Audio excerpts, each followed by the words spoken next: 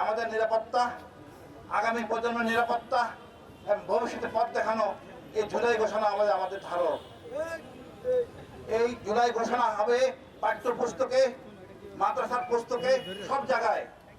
আগামী প্রজন্ম এটাকে ধারণ করবে।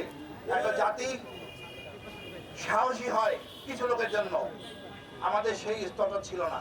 ৭১ ছিনে নিয়েছে ভারত, কিন্তু আমরা এই ২৪ ছিনে দিব না। এটা তাজা রক্তের সংগ্রাম, এখানেও ভেজাল নাই, এখানে কোনো ভারতীয় বাহিনী নাই, সম্পূর্ণ তাজা রক্তের আন্দোলন। আর হারিয়েছে এমন এক ব্যক্তি, চরম ফ্যাসিস্ট। দুনিয়ার যুগে এরকম সৃষ্টি আর হোক আমরা চাই না।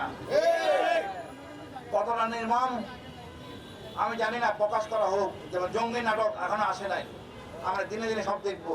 লজ্জা পাওয়ার কিছু নাই, রক্তের বিনিময়ে দেশ স্বাধীন হয়েছে, কিন্তু সব উনি চুক্তি করে ভারতকে দিয়ে দিয়েছেন।